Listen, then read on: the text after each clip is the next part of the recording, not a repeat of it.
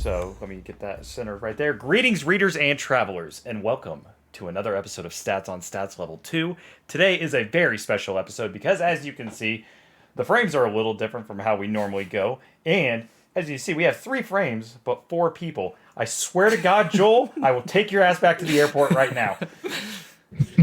But we're in a very exciting episode of Stats on Stats Level 2. This is the first episode, well, I guess the second episode, where we have both an author and narrator on. So we are joined for a boss encounter and Bard's Tale. So, diving in, we're going to go ahead and welcome back, our wonderful, wonderful cyberpunk queen and amazing author, Anna Mossycat, also a.k.a. Mossycat. Or a.k.a. Mossycat, sorry. Hey. Hi, Anna. a.k.a. a.k.a. Mossycat. Hey. How are you today, Anna? Thank you very much. I'm so excited to be here. It was so good last time, so much fun. So I was really happy when you said you want to invite me again. And yeah, I even put in my cyborg eyes for you. Yay! And joining us again, one of my favorite narrators, someone whose voice is just completely freaking smooth, even though it is so damn deep, and brings some of my favorite characters to life. Zachary Johnson. Zach! Hello. How we doing? I'm very well. I'm happy to be here too. It's nice to see you guys again. I had a lot of fun last time. Oh, and we have another episode planned with you as well. That's gonna be You've set the bar very high. Don't disappoint me. That will Okay, be. I'm pretty sure anyone who's seen my reviews on Twitter and or Facebook groups knows that, like, I have a lot to say on this book for today. Oh, please, yeah. So it's because I listened to it in one sitting. Like, I'm talking Dude. one sitting, yeah. That's amazing. Yeah, but before we do that, Joel Harvey. I'm here. He's me. here. It's a Joel. He's it's there. a Joel Harvey. Yeah, he's right here. Like, I'm here. I mean, I could just... in the flesh, in the digital flesh. And for those who just saw that, I didn't hit him super hard. I mean, it was a love tap. It was abuse. Fuck off. So It was necessary discipline. Yeah, you're right. You're right. So, where do we want to start? First, we have some housekeeping real quick. Our camera's going to be blurry because we didn't get this set up properly. And sorry for the late start. We wanted to go live, but traffic was bad, and Joel and I had to stop and get some alcoholic beverages for the week because we needed some beverages. But we have a really fun show tonight. Before we dive into our topic of the night, which is Cyber Squad, a few quick things. We're still trying to hit our follow goal. So once we hit followers of 200 on Twitter, or not Twitter, here on Twitch, we're going to do a giveaway where, we do a drawing. We pick a random person from like either a spin wheel or something and gift them either a complete or up-to-date series on Kindle or Audible of the dealer's choice. So please don't choose one that's like, 20 books. We'd appreciate that. And just make us broke. Yeah, just don't break us, please. We spend enough on Audible as it is. Why not Cyber Squad? Cyber Just Squad is bend. awesome. Yeah. Just pick Cyber Squad. bend. Very easy. Don't break. We also have our subscriber goal. So once we hit 15 subscribers on Twitch, we're going to do the same thing. Also, if you have Amazon Prime, you get a free sub. You can give it to us. Joel and I have some fun content planned, and we hope that you kind of stick around. But if you don't, that's fine. We won't be too hurt. And then, of course, once we hit 100 followers or aka subscribers on YouTube, we're going to do the same giveaway. So you have a chance, like 3 chances. It's going to be freaking awesome. And tonight, we're going to be giving away codes for Cyber Squad 1 and Cyber Squad 2. So if you want to be entered for that, please type it in chat, DM me on Twitter at either Stats on Stats Lit or Rich Dolphus. I'll be checking my Twitter periodically, and we'll do a giveaway later tonight and get those codes sent out. Is that like first come, first serve, or? Well, we could do a raffle depending on how many people enter and how many people say, yeah, I want this code. Yeah, I want that code. Cool. But we have, some really fun stuff and some big announcements coming up that I know, he knows, they know, but you all don't know. And it's exciting because I'm going to be giddy with joy, and I'm just getting thinking about it. So, let's go ahead and dive in to Cyber Squad Level 2. First, we're going to look at, a review because we did that last time. And this review is written by the same person who, did the review last, or wrote the same review for last one. But let me find it really quickly. The review is titled Squad Loading by Richard Stevens. I wonder who that man is. I'm back with another review for Cyber Squad. The second installment is even better than the first. When I tell you I was on the edge of my seat, metaphorically, of course, because I was at work when I was listening to this, and that my heart was in my stomach for most of this book, I mean it. I finished it in one sitting, and that's something because I've only ever done that once or twice before. The amazing A.K. Mossy Cat and Zachary Johnson combo are a duo I will always want. Her amazing writing and his amazing performance are something I live for. Level 2 pulls no punches and had me laughing out loud at work, shaking from anxiety, and living the absolute dream. Please do not sleep on this series. It is absolutely worth every second. And that was also the first review that went up on Audible. It was, yeah. So I made such an sure. amazing review. Thank you. I made sure I was going to be the first one. Oh, come on, you freaking camera. There we Thank go. you very much. It's such a wonderful review, really. Very much That's so. really That was very nice. that's something, people, I think many people don't know what reviews mean to an author. Okay, I mean, if you're Stephen King and have 100,000 of them, then maybe not so much, but indie authors, for us, reviews are what keep us going. We really need it. So if you read a book or listen to a book and really like it, just write a review and tell the author you liked it, because for us this means really a lot. So getting a review like this one, that makes every author's day or week or month. So thank you. Narrators too. Yeah, and I mean, like when I wrote that review, guys, I was meaning every second. I wish my camera would quit doing this focus issue, but there we go.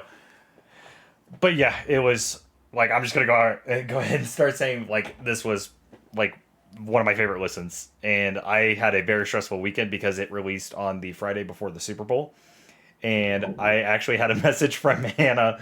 I went to sleep pretty early because I was like, oh yeah, I'm gonna get an early start. I woke up, saw that I had a message from Anna, immediately went to Audible, purchased the book with my 1 credit, and I didn't go back to sleep for a few hours. I started listening to it. I fell asleep, and then I got to work. I was like, I'm just going to restart. I need to feel everything this book has to offer. And holy crap. Like, people tried calling me throughout the day, and I said, no, leave me alone. I'm listening. People were coming up and talking to me at work, and I would just look at them and be like, guys, I'm in the middle of my book. Do not bother me today. I want to read. And they're like, but you're listening. I said, same thing. Same thing. Thank you. Thank you. It is totally reading. And yes, Lou was actually one of the calls that called me, and I said, leave me the fuck alone. I actually picked up and I said, leave me the fuck alone. I'm listening to Cyber Squad. He goes, oh, it's out. And I said, yes, and I hung up. I think the only person I actually made time for was Joel, and because I talk to him every morning when I get to work, because he's usually getting off work when I'm going into work. It's funny because that's normally when I'm in the middle of a book. Yeah, exactly. So, and he'll call me, and I'm in the middle of a book too. So it's just circle of life. So, Anna, where do we pick up with Cyber Squad Level 2? You're the boss. I mean, I'm asking you. That's, I mean, like, we start Cyber Squad 2 pretty much where Cyber Squad 1 left off. Kai just got out of the hospital. He learned that Alice was, there to visit him when he was in a coma. That hit the heartstrings a little bit because I love my Alice. Mm-hmm. And then maybe not. Maybe she wasn't there. That's. Do not take this away. He isn't quite sure. Maybe he just fantasized. The nurse said the nurse said that the girl kept seeing him, and I know it wasn't Zeckler. Do not even put that on the table. Zeckler said maybe it was Maeve. Maybe it was Maybe. Dave with a wig. Zekra. With a wig. Oh. All right. Hey, Maybe so it was how do I see the chat? I'm Hey, stupid. I have Just no on idea how to use. we have it up on the Twitch. I have it because of OBS. To be I have it fair, on though, Twitch. Okay. So To be- because you have to read it to read it. If Zekler has something to say, hey Zekler, maybe it's math. Yeah. Damn it. I mean, It was Lex. anything Lex was is the one that gave the anything is possible. Okay, so to be fair, the theme of this book is that no one here is what they seem. Nothing here is what they seem. So it Hey, would hey, not surprise me. hey, We're getting into spoiler territory. That's for later in the It episode. would not surprise me if it wasn't actually her there. Okay. All right. Yeah, think about it. All right. And I have a joke, and I told this to Joel in the car. He laughed because Okay. we have Kai, and his name means like chicken, right? Oh god. Yeah. This gives Cobra Kai a completely new meaning, Over chicken. right? Like it just gives it a completely new meaning, and I'm like, oh yeah, they're Cobra chickens. I'd watch that. That's fucking terrifying. I'm now picturing a Cobra chicken boss in Dark Souls. I am terrified now. That's a weird, like, what a weird relationship that creature would have with itself, though, because, like, I feel like cobras eat chickens, don't they? Yes, they do. eat pretty big Yeah. stuff. Yeah, they do. So, like, it would have an existential crisis every time it looked in the mirror. Be like, am I predator or prey? What am I? All right. What came first, the chicken or the cobra? I want to say it's like it's got the chicken body with the cobra head. That's just terrifying. That just Nightmare reminds me. fuel. It reminds me of the enemies from Sin's Fortress, Yeah. but with chicken bodies. Exactly. All right. So Kai's now back to work. He just met with Gregor and Marie and got promoted to level 2 because of his heroic deed. Or just being in the right place at the right time. Never know. I mean, there's something fishy going on there. Like, I got some comments to say when we get to the spoiler territory. But just an He was a hero. I mean, he saved Alice from falling into the trap and fell himself, and then met the god in a machine. So I think he deserved his promotion. Well, He yes. wasn't just at To the be right. fair, right. though, I mean, I'm sure if Yeah. it was Raven, he would have been like, all right, yeah, have fun. I would have. Yeah. Fuck that guy. Oh, yeah. I have no doubt. actually, Zach had a lot of fun narrating Raven. He loves Raven. I wanted to sit in on the session where you were recording Raven's parts. Because I actually did get to sit in on the first session and part of the second session. Yeah. I got to sit in on. I was like, oh, this is fun, and I was right. I played my game. I was like, when he's doing the voices, is he doing the facial expressions and shit? And he I was making scary ass faces, yes. Oh, it was fun. I was just sitting here eating my ramen, having a good time. Oh, now I want ramen. I had Korean barbecue, like stir fry ramen, cup of noodles. It was delicious. Only like $1.15 at your local Walmart. Shameless. Oh, plug. man. Yes. Product placement. We gotta get sponsored somehow. So, when we, Joel, why don't you actually take over? Because like you rarely talk. Fine. Yeah. So he gets a huge promotion, which is kind of, yeah, I guess he kind of deserved it, but like, it seemed like he got a lot. I think Gregor has a thing for Kai. I have a theory on that. Do you want to save it for spoilers? I will save it for spoilers. Okay. But there's a theory going on, All right. and I got it. I mean, yeah, I have a lot of theories, and I don't know if we can do the theory crafting. I think we might have to save that for our first deep dive and to substitute Cyber Squad for the land and bring Zekler in on that deep dive, because we got some theory crafting going. Yeah. And Anna won't budge. And I've tried. I've already tried. So just one thing I want to say about the books and the story itself, because some authors just invent stuff on the run. They write a book and that's write whatever comes in their mind, and then the story somehow develops. So that's not how I work. So you can be absolutely sure that everything that has happened so far has been planned, and I know the answers to every single question that is asked in the book. So readers ask themselves every single mystery. I know the answers. There is a big picture here, and everything that happens for a reason and will have a conclusion. So yeah, you can be sure everything is there, and I have all answers, but I won't tell you the answers because where would be the fun in that? Oh, I know. You just like watching me squirm when I'm trying to come up with theories and everything. So, because I've had a couple of conversations with Anna since before we had this episode, since I finished book 2. And she's asked me a couple questions. She's like, so what do you think? And I'm like, oh, God, I don't know. I honestly... It makes you feel any There's better. just I don't know either. so much. We need to get you in There's on the theory so much crafting then. intrigue in this series, There is. especially for this book. Like, you have no idea what's going on. I have no idea what's going on. And me, I'm over here. I've listened to it 4 times since it came out. Because I'm trying to make sure I grab everything. And make sure I don't miss any little like hidden details. So there are really many hidden details. There is if you listen to it carefully, later on you will really facepalm and said, why didn't I see that? Because it was already there. You will later when you when the things get revealed, you can go back to book 1 and book 2 and we'll see that it was already there. Right, and I've been actually listening to Cyber Squad when I'm like driving for Lyft and Uber. Like I have to make sure I'm at certain parts when certain people get in. Like some of the parts with Stan I can listen to, but some of them I can't.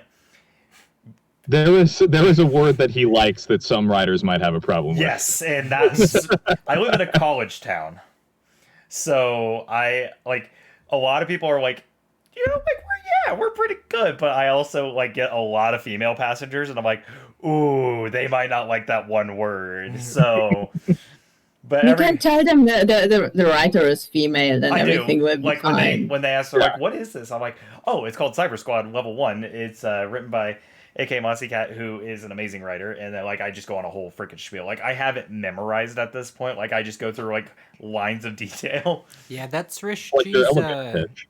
official superpower. Yeah. Is telling Converting people people about Lit RPG and Yeah. converting them to Lit RPG. And I mean, I will say. Oh, go ahead. No, you go ahead, Zach. I was gonna say, Stan's Aussie accent can make that word sound good. I don't know of many accents that can make that sound okay, but coming out of it's like, oh yeah, that you can almost pull that off saying it that way. And I mean, like Joel and I, we use that word on each other a lot. Like we'll just like call each other whatever. And I've used it a couple times when I'm live on Twitch, and I'm like, oh shit, I probably shouldn't say that. No, you shouldn't. You shouldn't. That's like the word which is like a big taboo. The funny thing is, in Australia, they say it all the time, right? Yeah. And like for them, it's like for us the F word, right? So I mean, I say for them, it's the C word is for them the F word. They use it as much as Americans use the F word. Zeckler, you know which word it is. Yes. Zeckler's typing in the chat. Sheila, is that the word? It's Sheila. No. Sheila's benign. That is not the word. Whoa! Don't type it in the fucking chat, jackass. Yeah, don't do that. That's like a little kid going, "Oh no, she said the fuck word." He got timed out for 60 seconds. Oh gosh. He got put in a timeout. Oh no. So yeah, I put it in not because Zeckler, it was Lou. that's how Australians talk, right? I mean, that's just how they are. So it was necessary. And I mean, I watch a lot of British TV, and like I love like British culture and Australian culture. So like I hear the word nonstop. I was watching a movie one day, and this was when I was still living at home with mom and dad, and I was watching it in the living room, and mom came in. I think I was watching Peaky Blinders or something, and he just dropped it. My mom went, "Whoa!" And I was like, "Sorry, mom." Like, Yeah, that's what. Oh, So dude. I need to be a little more professional because my mom might watch one of these episodes one time, and I'm like, oh yeah, like that's. I always love when it's people's first time watching me and Stan's the first character they hear me narrate. Well, Oh my see, gosh. like so I tried reading You it. should give us a stand, please. Please give us a stand. It's Oh, all right, I'll give you a Stan if you really want it, God.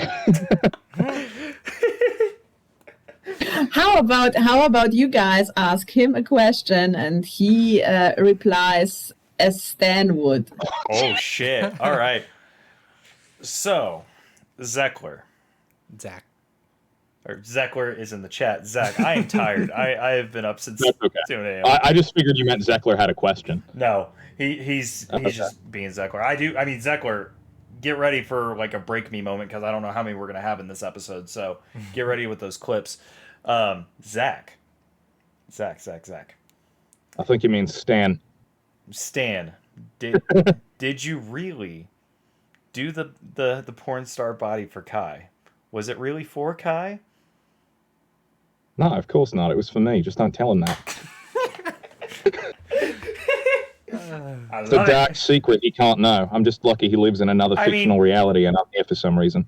I I figure he'll... I was messaging Anna throughout my entire listen. I was just like, "Oh my god, here's where I'm at." And when it got to the flaming red hair, I was like, "Mm-hmm." Yeah, that's Stan.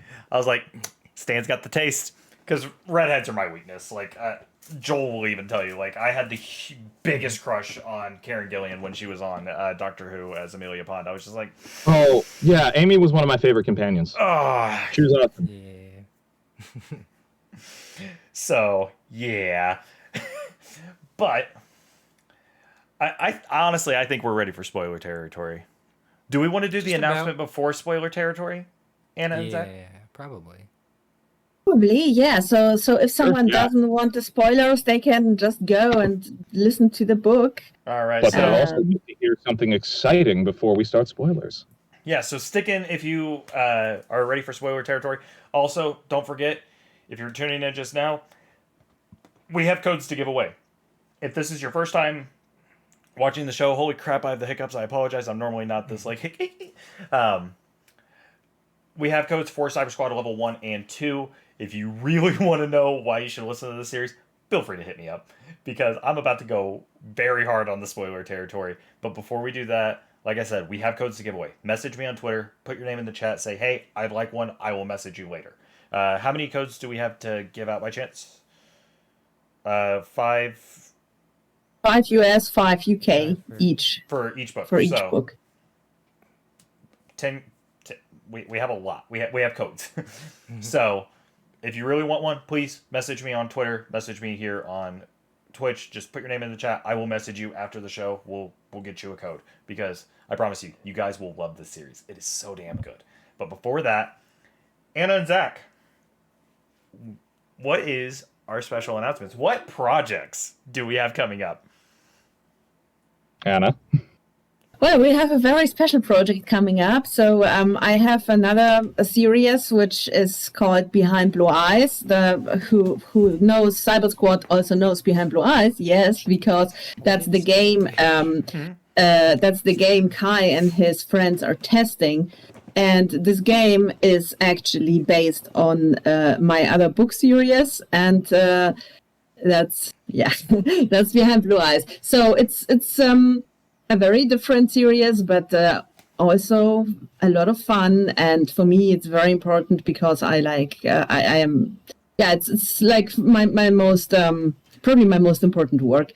And so I am very, very excited that Zach is going to narrate it, and he won't be the only one who will narrate it. He will bring some friends, and now you continue, Zach. Tell us what exactly it's going to be. It's a full cast narration. It's with a little company you may have heard of called Sound Booth Theater, which is Jeff Hayes' company.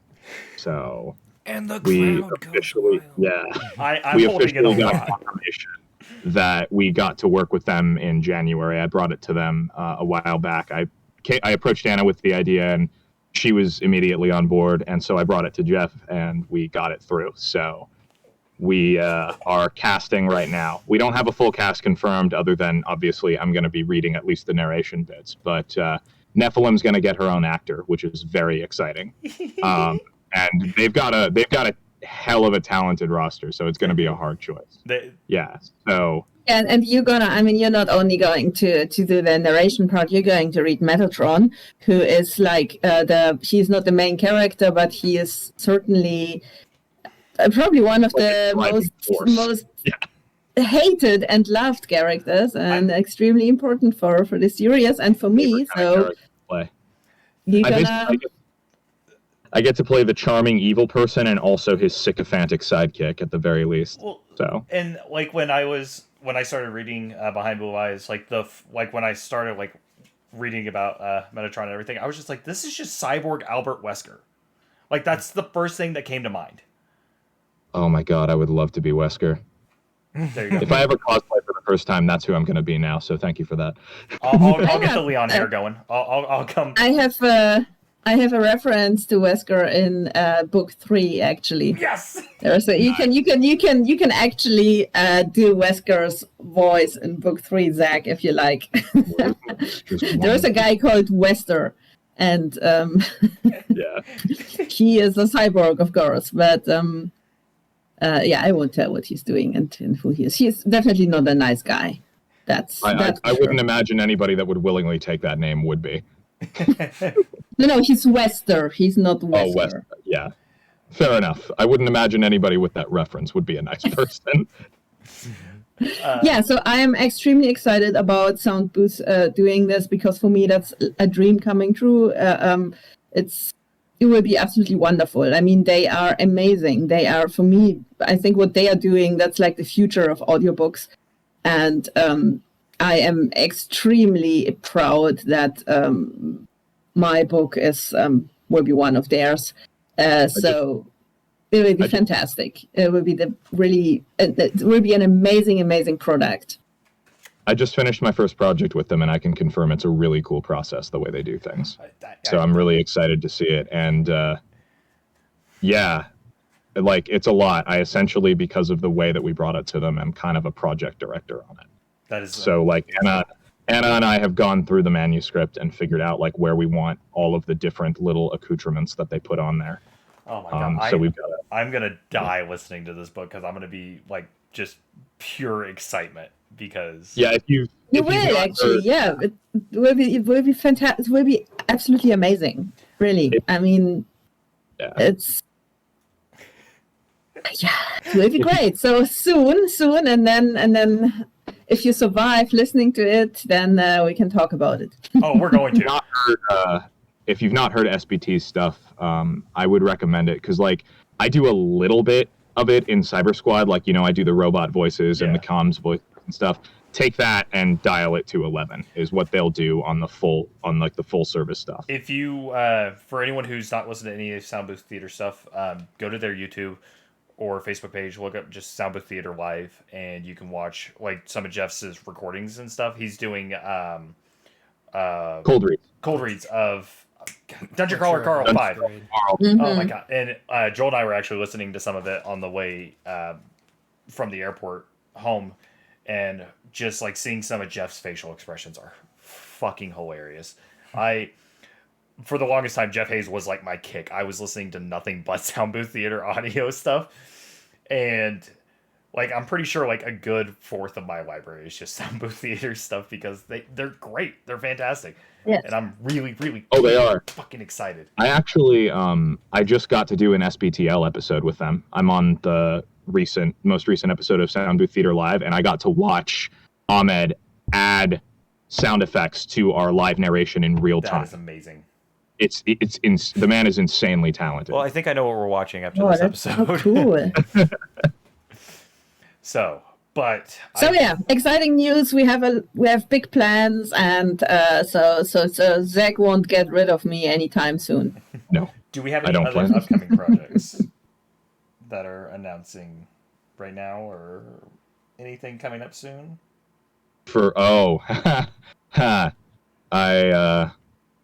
I could talk about it, but I don't want to be a bad guy.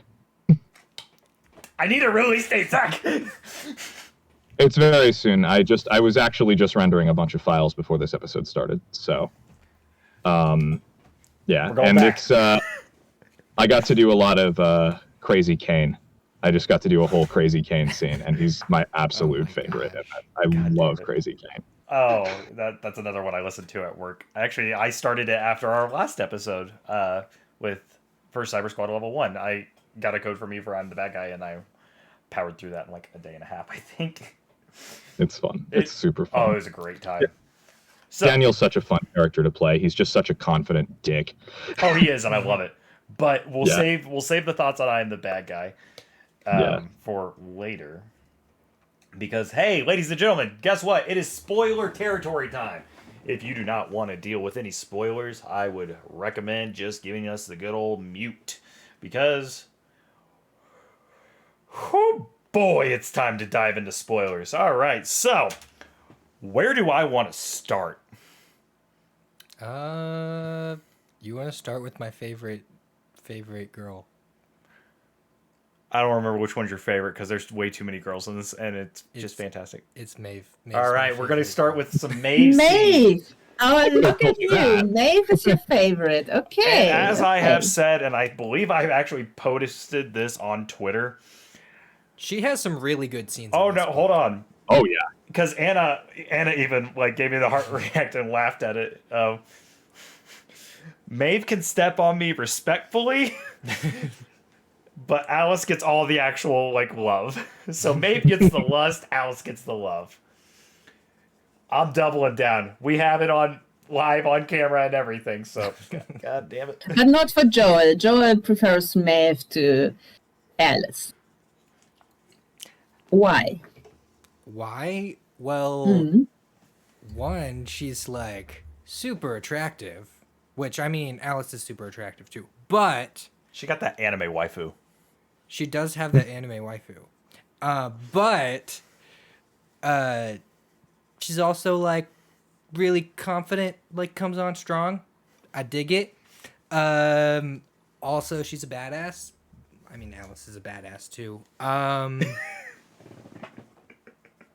I don't know. Like, you can't go wrong. She's got kind of an edge to her that she shows a lot more often than Alice does, which I think is cool. Like, Maeve is not afraid to tell you she's dangerous. That is true. Yeah, I feel like Alice comes with a lot of baggage. Like, is that just me? I would say that's a little accurate because I mean, when we get She's to dating Raven. well, yeah, when we touch the Raven relationship, which I'm gonna scream at that. I probably should turn my mic down a little bit for that one because there's a lot of rage built up inside me from actually two specific scenes. Well, So Maeve, as we talked before, as you guys said, like what the motto is of the book, and that's nothing and no one is what they seem. So that of course also applies to Maeve, and I think you're going to be surprised who she really is. she's Freya. Oh gosh. Maeve is Freya. You won't be able to guess it. Seriously, no I chance feel in like hell. You can try, but you won't guess it. Damn it. I feel like However, She's it Lex's will be sister. logical. there's definitely some relation going on in the Cyber Squad. Oh well, yeah, we have the obvious relationships between Topher and not like relationships, but like actual, like brother, sister, adopted family. Something is definitely going on. So that there's we're an not orphan. aware of. Oh, okay. Where it's like, That's gonna make the pool scene really awkward. oh my gosh. It just depends on who it is. Don't worry, there is nothing like that. There is Okay, no so brother that got sister love debunked. or anything. Okay. Ha. No. No, No. Maeve. Nothing. Maeve had some of my nothing favorite like that. moments in the book, specifically the pool scene. Pool scene's Yes. fucking much fun. hilarious. Great. I was in the middle of a Safeway when I got to the pool scene. and Marco getting flipped because he's like, "Yeah, I'm gonna go talk to her. I'm gonna go hit her up." And I'm like, "Oh, Idiot. this is not gonna go well. This isn't gonna go." Yep, there he goes.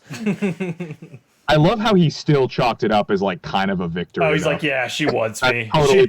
There's no more Marco reaction than trying to spin that in a positive light. Well, and Joel and I are going to the bar this week while he's out here, and I'm like, I gotta channel my inner Marco. I gotta have that I'm gonna go confidence. Marco it up. I'm gonna Marco it up. I'm gonna Well, look if you fresh get as hell. thrown across the bar, just remember it's a victory. That is Yeah. true. That's what your inner Marco would Hey, tell. So and you I mean, if know, a drink gets thrown my if way, you it's get- a free drink. Like, If you get thrown across the bar, I will laugh. oh yeah, that's what I expect. I mean, they all laughed when Marco got thrown into the pool, so it works. She was wearing a swimsuit. Maybe she could just tell that he was, hot. Exactly. It was hot Let me outside. help you. That's actually what I just pictured him going up to her and going, "Hey, baby, how you doing?" And she's like, "No," and just Yeah. shocked. Basically, yes. I mean, he said what he said. He said, "Hey, I couldn't help but notice how you're looking at me," and yeah, that was Oh boy. I think she was giving that look to Kai instead of Marco, though, because they were all standing together, Yes. so it's hard to say who she was. It might have been Claudia. We don't know. Well, she does love her shy little virgins. That is true. She would have loved me a few that years is ago. true. Damn it! Why did I say that? Yeah, Flip it. but I mean, Exactly. Claudia set Marco up, right? I mean, she He's running knew away. something like this would happen, and she basically set him up to go and talk to Mav, and That's why I like Claudia. she expected this, and yeah, so she's also she maybe is the sweet girl next door, but she also has her tricks up her sleeves. Sweet girl next door can still fuck you up if you're not careful. That is true. Yeah, that's- That is Yeah. fucking true. I'm living proof of that. Yeah, so Anyway. Mav, yeah, she is. Yeah, she's fantastic. I love Maeve. I actually I love the entire squad, so that's why it's gonna hurt me when whoever the traitor is, it's going to break me. I keep telling myself I want to be. I can't. I always tell my friends don't get attached when they start a series. Like my buddy is Devin's reading System Apocalypse right now. I said don't get attached. He goes, "What the fuck does that mean?" I said, "Don't get attached." He got to a part and he's like, "I hate you." I said, "Don't get attached." I warned you. I gave you the heads up. So I'm trying not to get attached to anyone. There's only a few people I know I can get attached to, but I'm not going to say it because I don't want to spoil anything. But But no, we're in the spoiler part, so true. I'm attached to Lex. I know Lex. 100% yeah, she's she's a a good redhead, person. of course. Exactly. Of course. I'm attached to Topher because you can't have Topher. Lex without Topher, and Topher's got that older brother mentality and like the team lead, and he actually cares about his team instead of like being like some bosses where they just like take all the credit for how good their team's doing, but don't think their team. So shout out to Topher. And I'm attached to Kai and Alice, but I'm scared to be attached to Alice because I don't know what's gonna fucking happen, and I'm scared. I'm really, really scared. I'm curious on the who the person on the other end of the line is that they want to see so desperately.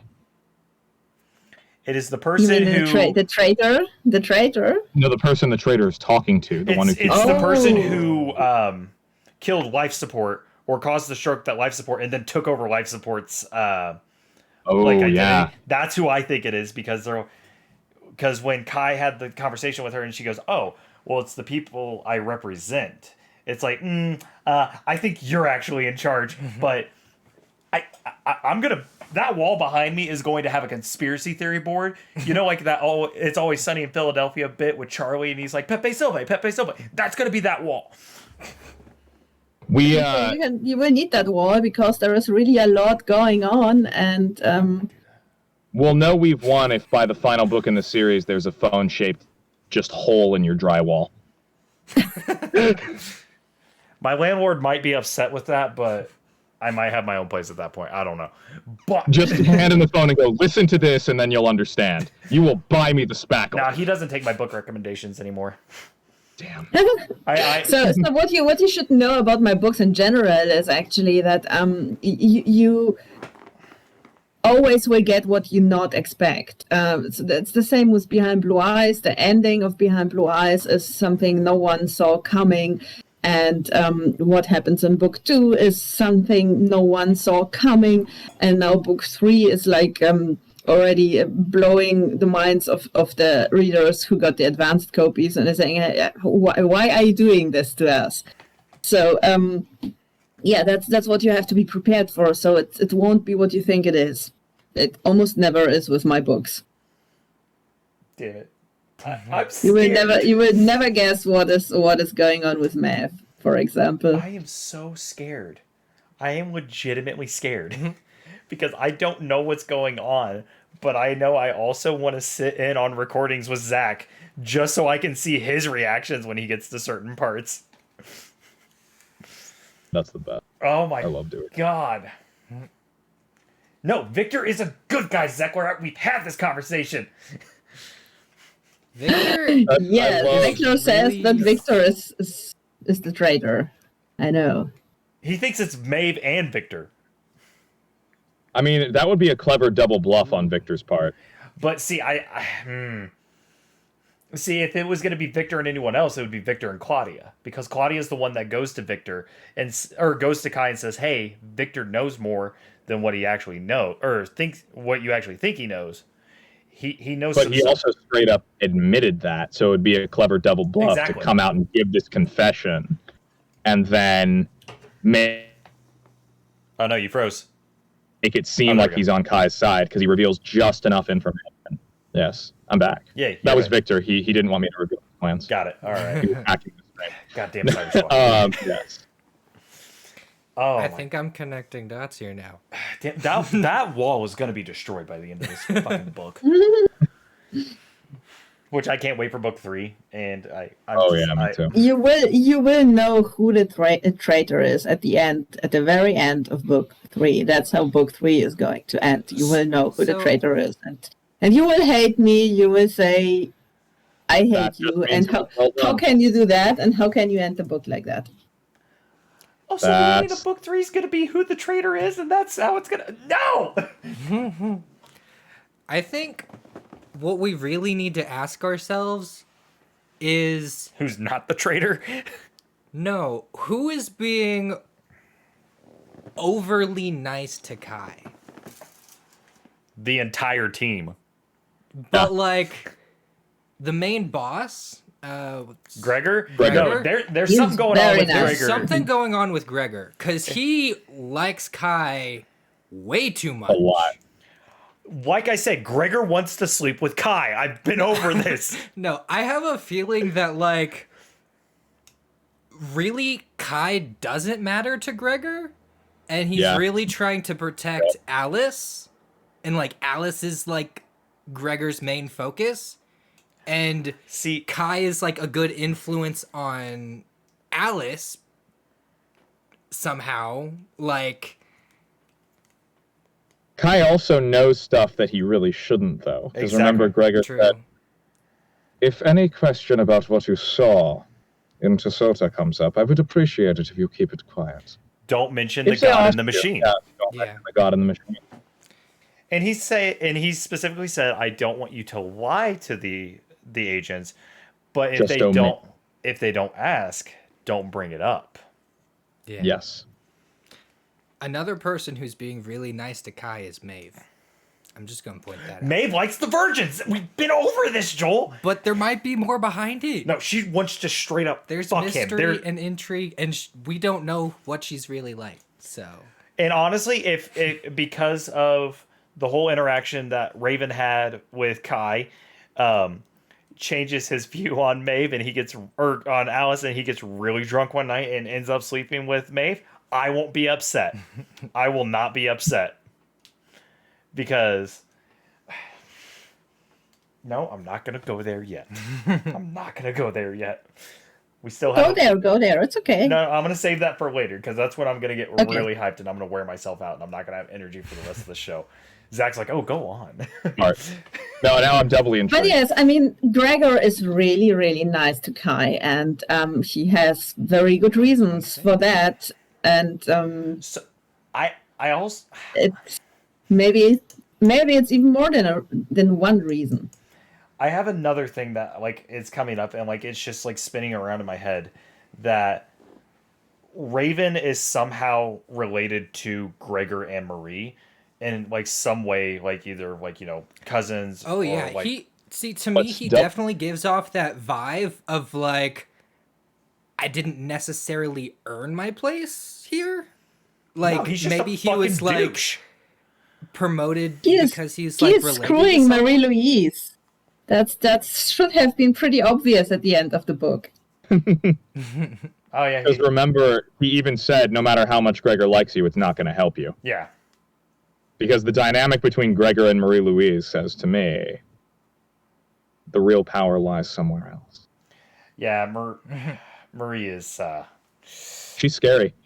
Yeah. I don't know what that Yeah, laugh I just made, but yeah. Raven is her boy toy. That's pretty obvious. See, and I feel like Gregor, because we don't know anything about his relationship other than he has supposedly a supermodel wife, but we never hear of her. We never see her. It's the only time we hear about her is when Lex brings her up.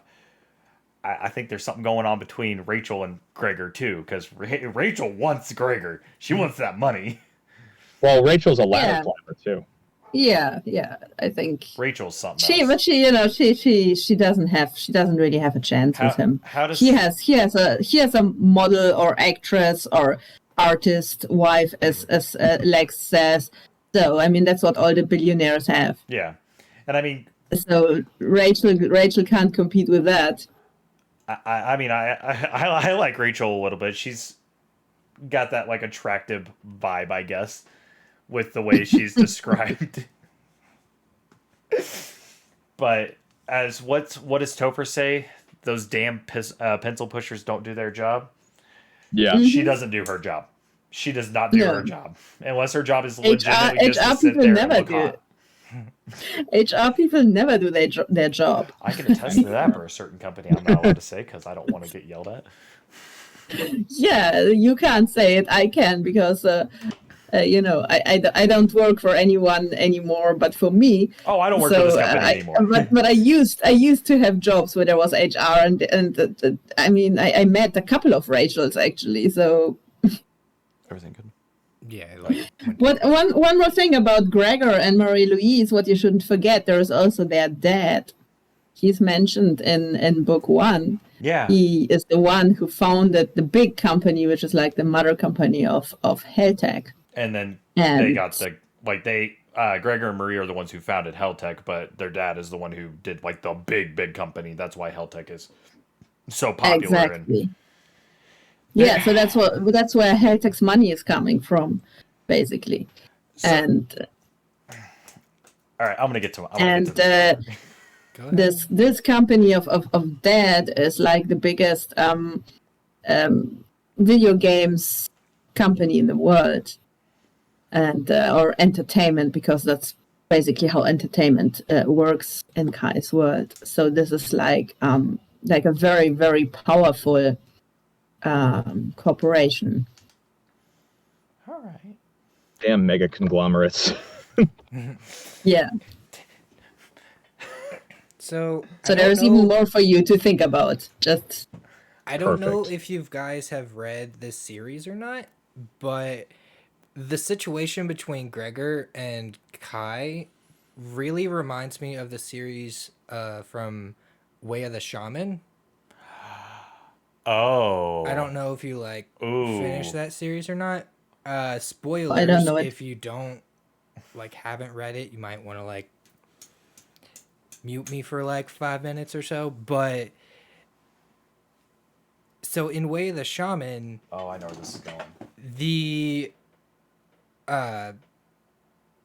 basically the main female protagonist can't have children with like normally unless it's like a super special guy, and her father, who's like in charge of the like big guild, ends up kidnapping the main character and like putting him in a situation where he becomes a hero, and he like ends up like getting with the main female protagonist and being in a relationship, but you don't see like any of that coming until like at the end where he reveals, yeah, I just did this so you could help my daughter like have a kid and be happy. So like I'm kind of getting those vibes where it's like so much intrigue and you like don't know what's going on and someone's being super nice for no reason. Yeah. Okay, I you can think unmute me. I think there is a hint in the last scene. I'm gonna go back and listen to it again because I've already listened to it The 5 times. the last scene, the epilogue, the whole conversation between the twins and Raven is actually extremely important. Oh yeah, it is. So but yeah, you have it's not like the complete answer you have there, but it's definitely a hint. So, a few things I want to talk about really quickly before I go on my huge, long ass rant, and I apologize in advance for this. But we're good. Okay, we're good on time. Whew, boy. Anytime Kai had a dream, my heart stopped. Like my heart was in my stomach. I was like, oh god. Like anytime he's like, yeah, I gotta log off and go to bed. I was like, are we about to? Yep, here we go. We're about to have a scene, and it's just a nightmare. And I've been having night terrors recently, so I'm like sitting here relating to it. And now I'm like, oh god, the god in the machine's real, isn't he? He's coming. Oh, fuck. But oh my god, anytime there was a nightmare scene, I was just like, nope, nope, please stop. And even with my re-listens, like I know what's going to happen, and I still have those emotions. I'm like, God damn it, please no, please no, please no, please no. Whew. Yeah. I think Zach did that really, really well. Oh, no. The dream sequences and this really scary voice, Uh-huh. and he did it fantastic. I love it. So the dreams are really scary. So It yeah, almost turns the book Good job. into like a horror like lit RPG, which isn't really a thing, which should be. Please write it. Should totally be a thing. I think the closest thing is like The World Seed chapter. Kaiju Battle Surgeon. I don't know if It's you've another good read one. that one yet, Matt but Damon it's does. kind of super horror-ish. So this coming from my roots. Before I wrote science fiction, I was writing horror. So I know very, very well how to scare people. I also made short films many years ago, and I had a short film which was a horror story set on a submarine, with a submarine full of people in World War II, and they dive, and then something happens and they can't dive up anymore, and they're stuck underwater. And then suddenly there is a ghost with them in this submarine. So you're caught in this metal tube underwater, and there is a ghost with you. So this was the story of this film, and when it was screened on the film festivals and people were watching it, I always watched the audience, because I knew what would be the moment where they will get scared or get a jump scare, and that was a lot of fun for me. So this was a little bit back to my roots, the nightmare scenes. Nope. Yeah. Nope. They're No, not I as think you bad did it, as other stuff. really well. Thank you. I've already told you if you did a horror. Like, I'm not a fan of horror, but no, he's not. it's The only time I've ever gotten him to really enjoy anything horror was when what was it, the night before graduation? Or, yeah, it was the night before graduation practice when we played Outlast, and then oh yeah. when I spent the Super Bowl Sunday at your house and we played Resident Evil 7. Vodka and Mountain Dew Yeah, and Resident Evil 7. Resident Evil is great. That was a fun time. Resident Evil is great. I think what makes a dream scary is that you don't know, is it real or is it a dream? And then there is this dream in the dream. That and I one think is the one that broke me. Yeah. And that's a very scary idea too. You know, you have a dream, you have a nightmare, and then you wake up and think, okay, oh, it was just a dream. But you're still in a dream, and it gets even worse. And then it happens a third time. That So happens. Oh yeah, this is really mean. This is Yeah, really, that's- really mean. Oh, that one. actually happened to me before too.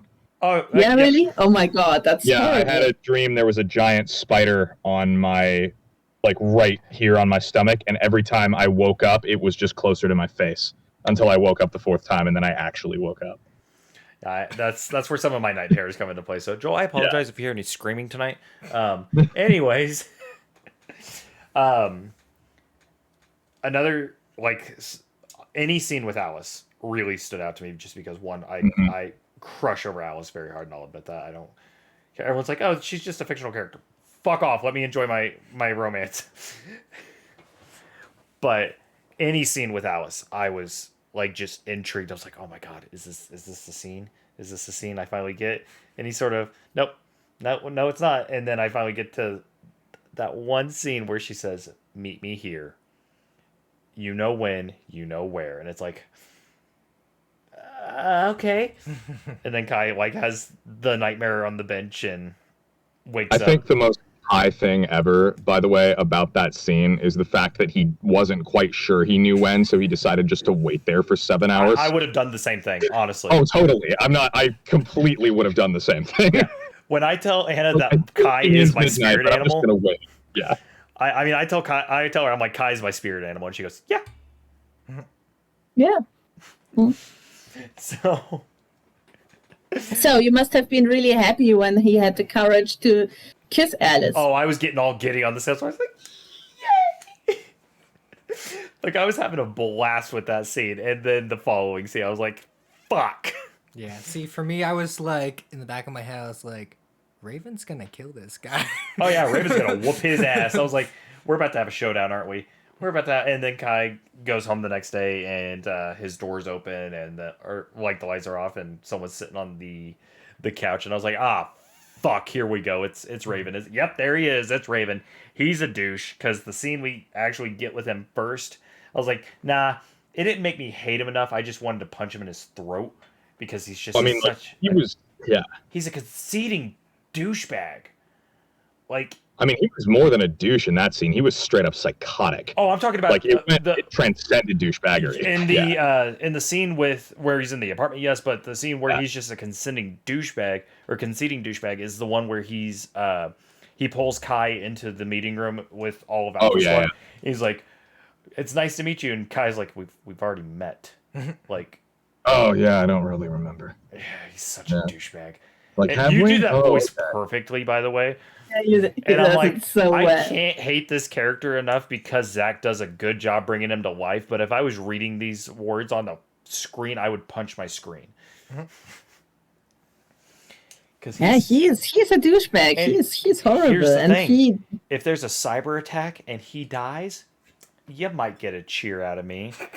You might. I might record my reaction. I don't know, but you might get a cheer out of me if he just mysteriously dies. But if Kai gets Frankfurt, I'll be sad. Oh please, you think his sugar mama would let that happen? Oh no, she would blame Kai. I'm calling it now. If something happened to Raven, Marie would definitely have something like be like, oh yeah, it's Kai's fault. It's all his fault. Like, Absolutely. because Marie is also a psychotic bitch. But anyways, I love that comes across. She only has like 5 lines of dialogue between the 2 books, and that still comes. and like I think it's Claudia that says, oh yeah, Marie like never shows up to these things. Like she's just like never here. So because she was at the meeting with Kai at the end of the first book, and then shows up for the award ceremony after the tournament, right? She's there. Nope. Oh no, she's not there at that one. No, she's not there. I thought she was there. She just didn't say anything. No. She is at the when Gregor has the big announcement in book 1. She is there, but she isn't talking anything. She's Right. just looking bored. And then later, when Gregor promotes Kai, she is there to basically take a look at him, and she doesn't say anything in this whole scene. And later, she is in the last scene in the epilogue in book 2, and that's where she basically talks for the first time. And yeah. Anna, quick question, because Lou just typed it in the chat, and I honestly don't know the answer to it. Is Alpha Team the only level team or level 10 squad? No, there is more. Okay, there's more, but they are like the top team. right. They are Alpha's like the big dogs. They are the Alpha Yes. squad. They're the 10est 10. Yeah. Yes, that's why they got You have the They don't Mortius have Morty. the- You have the Tennis 10. Yeah. Yeah, so they're the one team which is like the top team, but there is a couple of level 10 squads that are sent out to those kind of missions. So, I want to get back to the apartment scene with Raven, because I thought Kai was actually going to stab this fucker. Like when he got up and he was just like, "I will kill you." It's like, "Oh boy, you better step back." Oh, I thought it was going to go the other way. Oh, you thought Raven was gonna stab I Kai? thought Raven was gonna fuck him up a lot more. Oh yeah, like I was like, Yeah. I was scared in that scene. I was like, oh fuck, and that's like where that's when my heart sank, and then it stayed there for the rest of the book. Because we have that scene, and then we have the final day of testing, which is a whole nother thing of what the fuck. I've said fuck way too many times this episode. I need a counter at this point. But still, stats on stats after dark at this point. Yeah, Rich, chill the fuck out. Yeah, I need to chill the fuck out. And Joel and I are going to play some Elden Ring after this episode, so fuck. Hype. Yeah, I mean, he definitely is a dangerous guy, and I mean, you don't mess with the girlfriend of such a guy, right? I am mean, 90, it's not really... and Kai brings this one comment up. He goes, "What if she's in an abusive relationship?" I have no doubt in my mind that there is some sort of either mental or physical abuse going on between... I find it, mental seems more likely to me because, like, I find it hard to believe somebody could physically overpower her. Like, I think because Raven is like, you know, like Alice is the top one, but Raven, like everyone's like, oh, Raven's the leader of the team. He's the number one. Yeah. But, you know, Alice is just like his side. Like, you know, yes, she's amazing, but she's just like his side.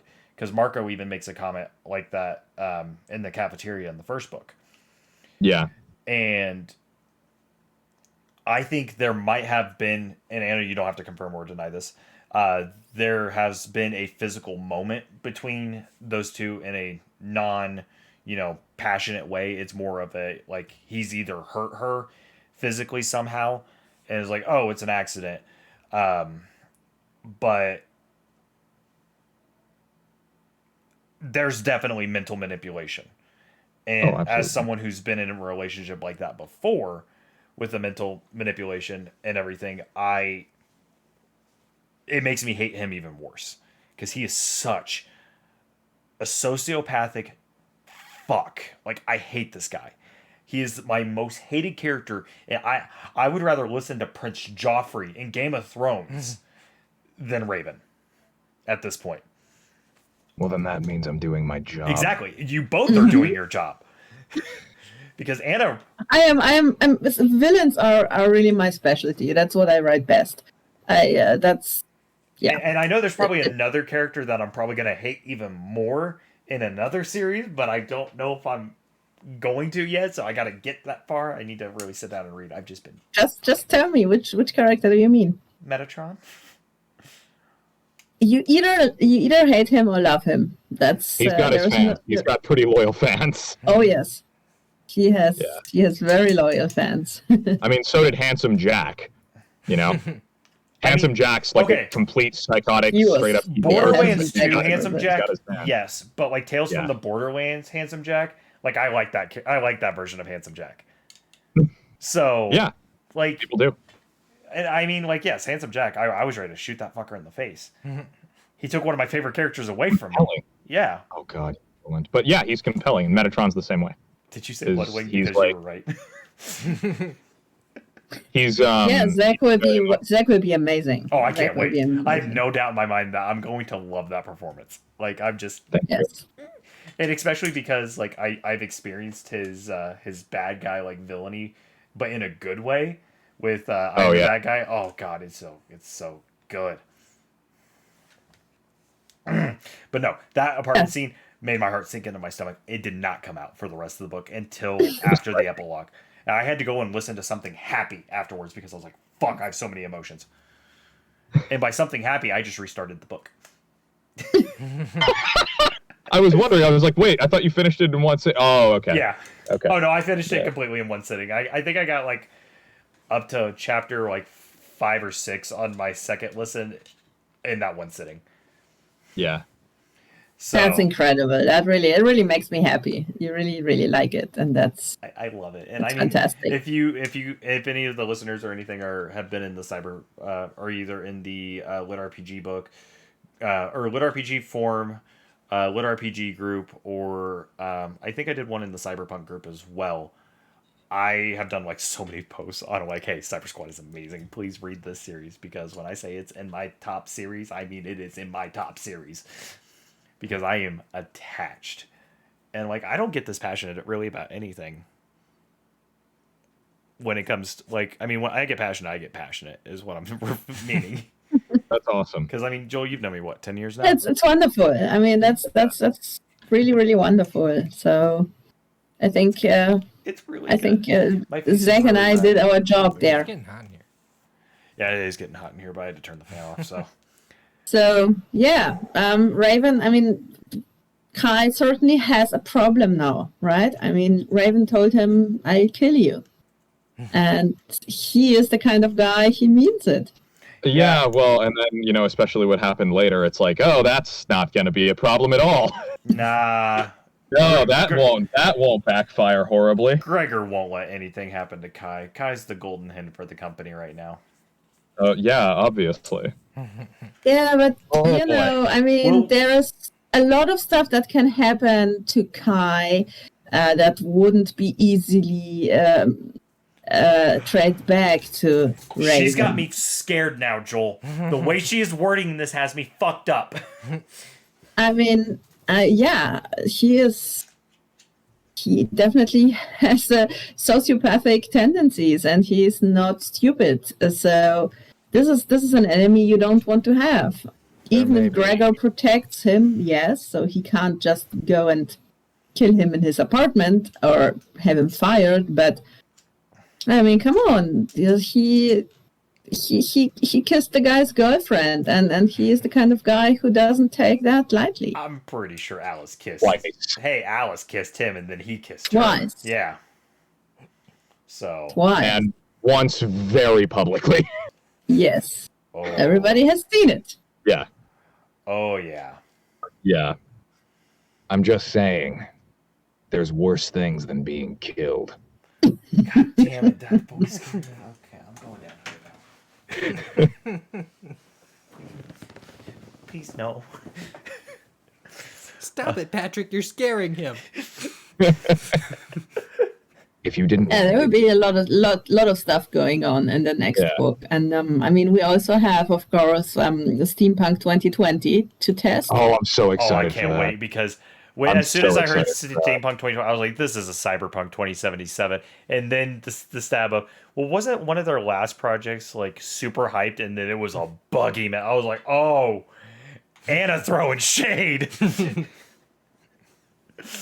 I even actually And audibly said it certainly that is in the chip aisle at Safeway in Fort Lupton, Colorado. I went, oh, Anna's throwing shade now. And we got to, I think that's where we left off in the car when we were listening. It's Topher was revealing, oh yeah, we're doing Steampunk 2020.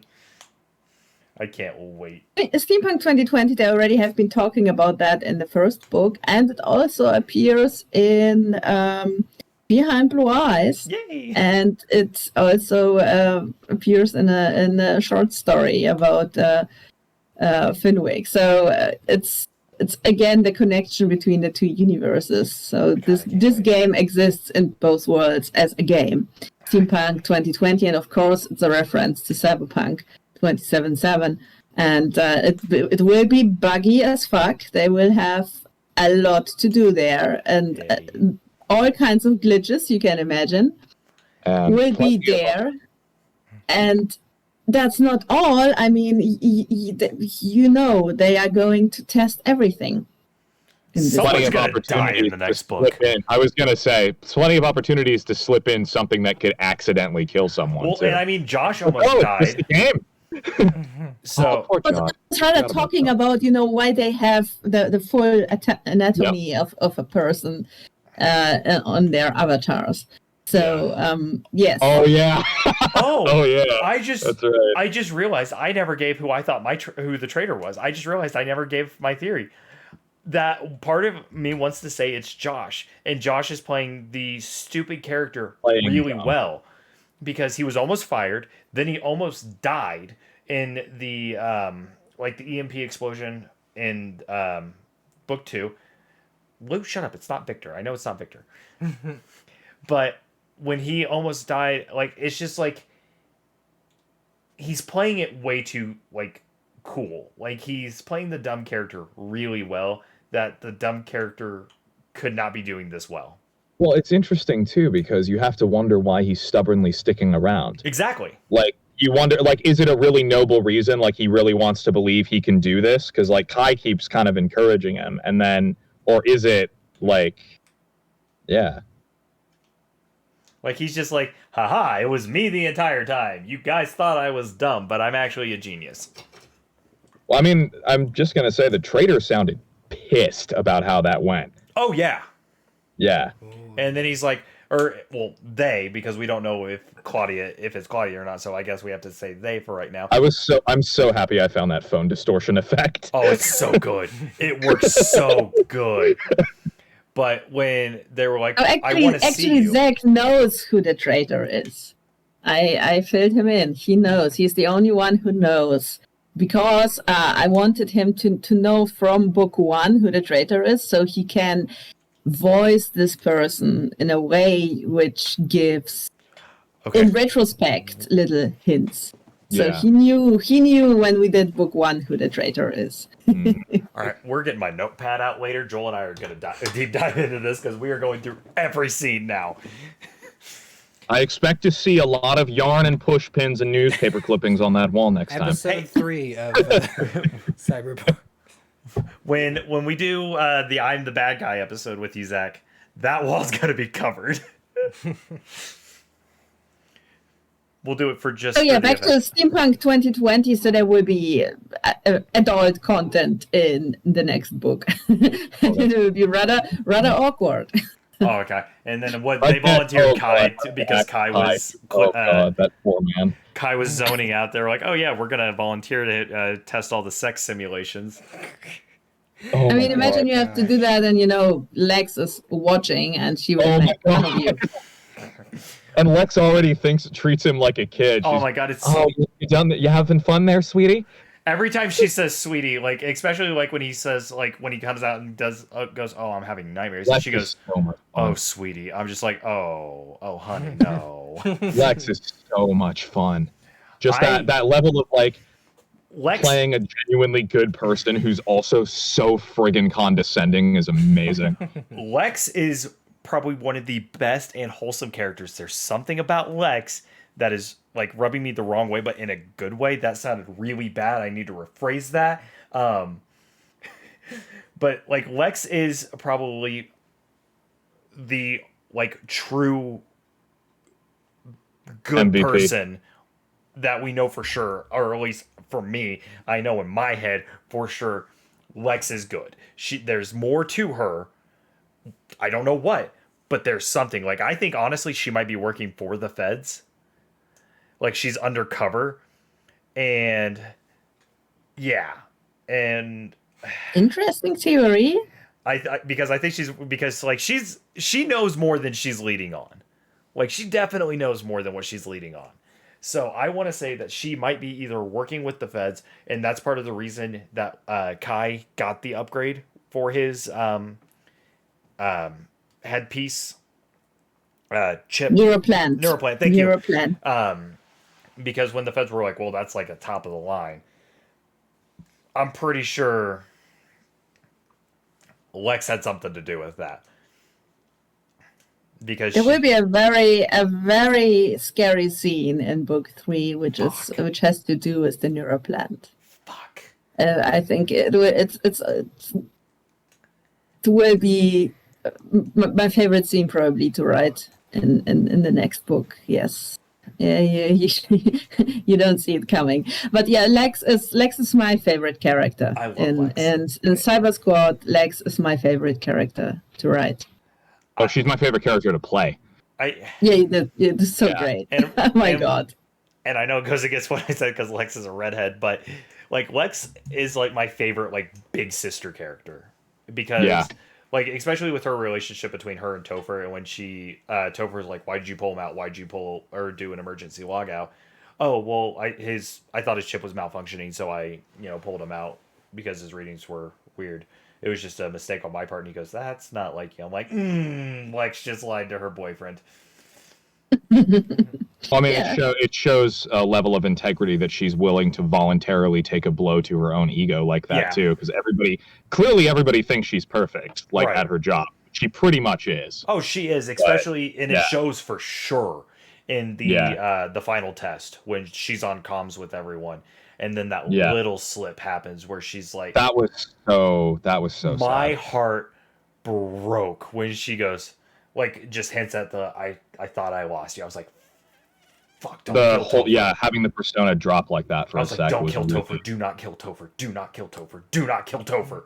Oh my god, it would be like how she would change after that would be devastating. And there's only a few characters in like any of the books, and I talked to Joel about this, specifically in if we look at The Land by Alaron Kong, if like Hisako or Scion died, how those two would completely switch their characters. Oh god, like I've had in-depth theory conversations with Joel about that one. Like if Scion died, Hisako would lose her shit. If Hisako died, Scion would go ballistic. And Yep. it would just be bad. So if something happened to Topher or something happened to Lex, I'm pretty sure that counterpart, that dynamic would change drastically. Yeah. Yeah, definitely. And then, I mean, I did that when she slips basically her mask and gets very emotional. I did that because, first of all, it's because I wanted her to show more of her, soft side, but also because at this moment, most readers think, oh shit, he's going to die. Oh yeah. This is Well, this that is a just showed how typical. serious. This is a typical thing, from movies. If something like that happens, if a character like shows her true feelings or his in such a situation, the other person will die. This is so clear, and that's also typical for my writing. When I set something like this up, and you expect him to die, he won't die. Something different will happen. But I love to play with an audience like this, to set up stuff and you expect something very specific to happen and it won't happen like that. I'm so scared. I don't know what's going on. No, you don't. You don't. Should you? No, how you meant to. I mean, even Zach doesn't know. He just know who the traitor is, but that's it. All right, hold I prefer on. not- And actually, I'll ask this I mean, question obviously afterwards. I have to know who the traitor is, but I prefer not to know what's going on. Right. It's more fun that way. I'll have a question for you after the episode, Zach. It's not like I'm obviously not going to ask who the traitor is, No. but I have a question for you. He won't tell you. I know. He won't tell you. It's all good. It's all good. But that final scene though, the final playtest, Mhm. shit hits That the is fan. Like that was a nonstop intensity. I think I checked my picks heart up rate and like just doesn't 4 stop. times, and I was at like 130 beats per That was per intense. minute. Like Yeah. I was up there. Because like on a resting, like I'm like usually like 80, 90, and I was in the 130s. I was like, oh god, I'm gonna have a heart attack listening to this. It's Dude, yeah. also over an hour. I mean, it's really Yeah. a very long showdown. Yeah, I was checking my like pulse like every 15, 20 minutes. I was just like, oh my god. It was intense. It didn't feel like an hour when I was done. Like no, it goes by very quickly. Yeah. And like I honestly thought someone on the team was going to die, and then we get the final message. Huh? I thought Josh was done. I did too for a minute, and because Josh gets, is it Josh that gets shot in the leg, or Topher? Yeah, he gets his legs. He gets his legs Oh, yeah. cut off by the big robot. Yeah. And then Victor is like just sitting there. He's like, guys, I don't know what to do. And then he does his hacker moment, and he just gives like Kai like a sideways glance, and he's just like, and just like a base, like kind of like how anime characters or like Square Enix characters specifically when they, I'm gonna use Final Fantasy as a big example, when they're like, okay, I need you to do this, and they just go in a cutscene. That's what I just picture Victor doing. He's just like just a very subtle nod. Because he gives Kai that look, and it's like, okay, there has to be like a nod there or something. Because Victor almost exposed himself, but he did it for a good reason, and I don't think anyone on the team caught it. Or the only person who would have caught it would have been Claudia, because Claudia obviously knows that there's more to Victor than anyone else other than Kai and obviously Victor. I think Lex knows too. I think Lex knows that there's something going on. Lex is very smart and perceptive. She knows everything that's going on. I feel like she's too smart to say anything. Does Maybe. Does Lex know that Raven showed up to visit Kai? Ooh, good question. Because I think there's going to be some...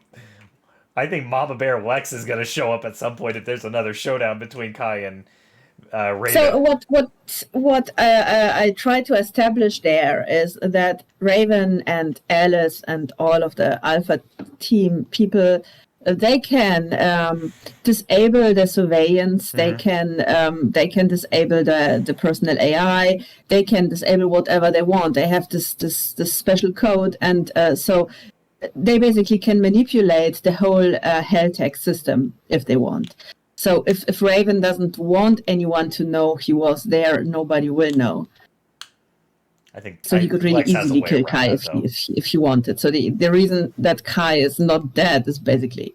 Well, that's the terrifying thing, is you don't know if she does, given the almost absolute impunity that the level 10s can act. Exactly, and that's where I'm scared. I hate Raven, but I'm scared of him. I'm legitimately scared. I mean, that's all the more reason to hate him. Yeah. Like, he's definitely the guy that peaked in high school and now just owns it. High school never ends for him.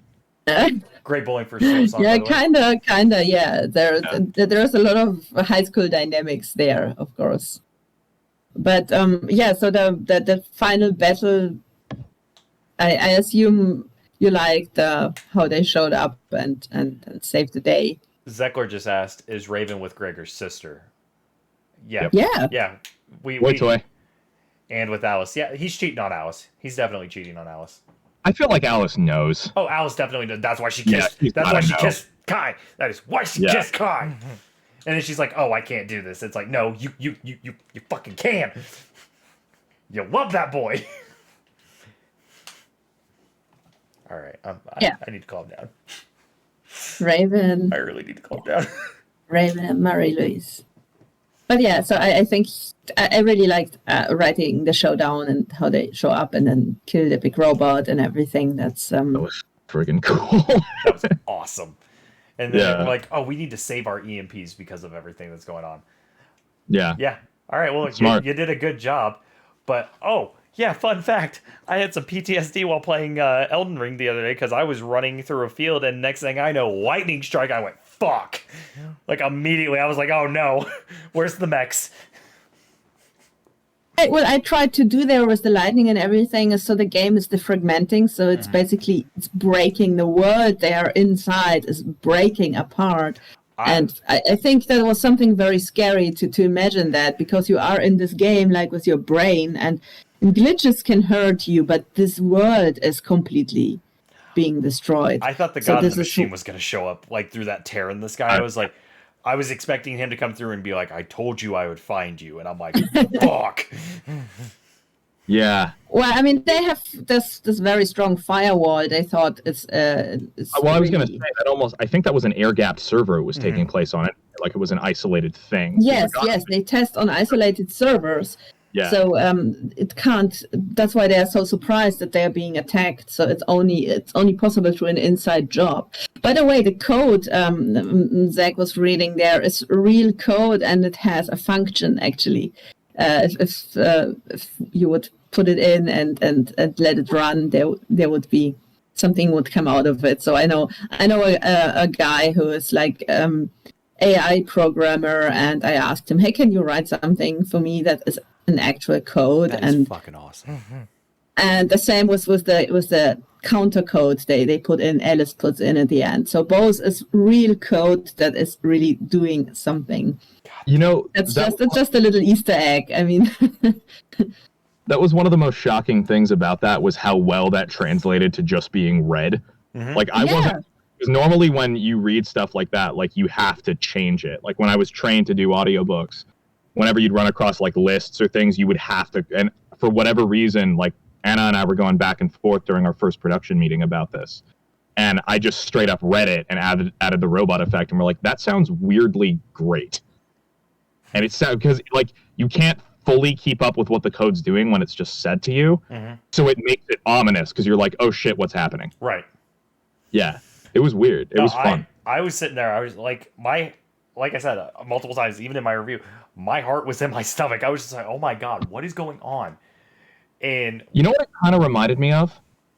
Do you remember that scene from Star Trek The Next Generation where Data gets possessed and he's using Picard's voice to hack the whole Enterprise? as soon as you said Star Trek The Next Generation, I knew exactly what you were going for. Yeah, where he's just rattling off all those numbers and you can't follow it, but you're like, oh shit, it's really bad that he can do this. See, I was thinking like, kind of the vibe I got from that. I was watching I was thinking of like The Matrix, like the falling numbers and everything. That's what I was picturing for a second. And now that you said that, I see that even better. Oh my God.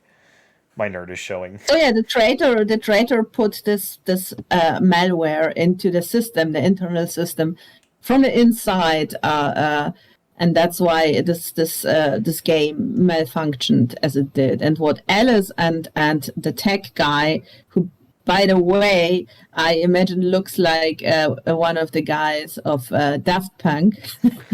That's yeah, that's what I pictured. Is it Daft for the or is it tech Punk? guy. You know how they look in Tron. That's how I pictured how this guy looks exactly. Honestly, either one's cool. Shout out to Tron Legacy. That's like the most underrated. I love live-action Tron Disney movie. Legacy. Yes, definitely. I think I absolutely have it on love Blu-ray it. over there. Anyway, what did I want to say? Oh yeah, so they are capable of basically rewriting the source code of the game from the inside, the tech and Alice, and that's what they do when they fight the robot. They rewrite the code in real time, and that's something like absolutely wow. You know, it's I love it. almost impossible what they are doing there. I love it. I love it so much. Actually, I'm getting teary-eyed. Holy shit. That's amazing. I actually did cry. I will say I did cry. I'm a total geek. I love such kind of stuff. I love playing with such kind of stuff and inventing that kind of stuff, and everything needs to work in a way and has its logic and so on. That's just how I like working. Yeah. I won't lie. I cried during this book. I like. Where did you cry at the end when he kisses Alice again? Yep. Like when he kisses her again in the actual field, I was like, oh shit, he's gonna die now. But this is so fucking wholesome. And then the first time on the bridge, I was like, honestly, you know what was so funny, Rich, was you were the first person I thought of when that scene happened. Yay! You mean the kiss on in the night? Yeah. I was thinking of him too. I was thinking, oh, he's gonna love that. Oh, I even have a message from you from like a few months ago where you're like, oh, you're gonna break. You're gonna love this. I'm like, oh. I was like, he's gonna lose his shit. I did in the middle of Safeway. I was like sitting here. I had like a few tears coming down. I was like, "Yay!" I gotta make sure I don't hit Joel. Oh my god, I'm losing. Can we just talk Well, about? I'm very happy. I'm very happy you guys enjoyed it so much. Joel, do you have anything to say? Yeah, You're you've been kind of quiet. Can we just talk about the moment where Alice reveals her age? That actually threw me Yeah. off because I even talked to Anna about this one. That threw me off because Why? well, I thought like because of the way like Alice is portrayed, like I thought she was like the prodigy child. Like she started the Cyber Squad very very young, even though the requirement age is 18. I thought she was like recruited because like she was like one of the top gamers from her age group and everything. She was out there like leading the leaderboards, leading tournaments. Master Chief. Yeah, she's the Master Chief. I will not call Yeah. you my Master Chief. That was so good. That made me laugh. I had to stop when I recorded that. I laugh every time I'm in the car and I listen to that part because I've been listening to Tube more often on my Lyft and Uber rides because so much is happening. I feel like it intrigues people a little bit more. Yeah. But yeah, but I mean, so she managed to become a level 10 in 7 years. This is like a prodigy.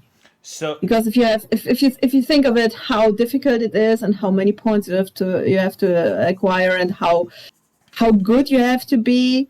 So she really did it in a record time, and this can be, of course, because she is amazing or an amazing player, but maybe she also got extra points from Gregor. yeah, because I mean Kai got what a total of 500 He was points. halfway to the next level. Yeah. Yeah, he's very Because he far got along. 400 for talking to the agents, because Gregor said he would throw on an extra 100. So Yep. he originally offered him 300 if the meeting goes well, and then afterwards he goes, "I'm going to give you a bonus of 4 or an extra 100." And then So I will tell you, the scene that I'm really looking forward to is whenever he hits level 5 and has to do this like code learning training montage. God damn it, Joel. That's honestly a scene that I'm really looking forward to. That's going to be fun to read. So Oh gosh. for I the bet. for the levels on Topher's team, Topher's the highest ranking, obviously, on the team, and then is it Claudia right underneath him, or is it Victor? Marco. Oh, Marco. So Marco's above Victor and Claudia. Yes. Okay, for some reason I thought Marco was a little bit higher, and then Francois and Marco Josh. were on the same yeah. page, and then Kai and Josh So were on the first, same page. Marco, Claudia, Francois, Josh. But Kai is basically he is now right behind Right. Marco. So because Kai's only been where we're at in the book,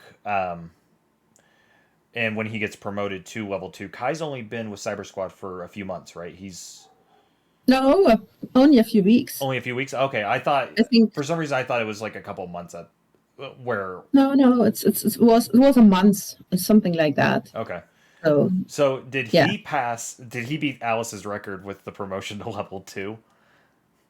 yes, think he so. as Yeah, Gregor said, he is like the one who has been promoted in record time. But I would like to go back to Alice's age. So Joel, why was this so strange for you? I mean, It was mainly just like Kai's reaction to like her actually revealing her age. He was like, "Oh." Like Because she's 37? 33. 33. Oh, wow, I went 33. way up. 33, but yeah. still. And Kai's like 25-ish? 24. 24. 24. Yeah.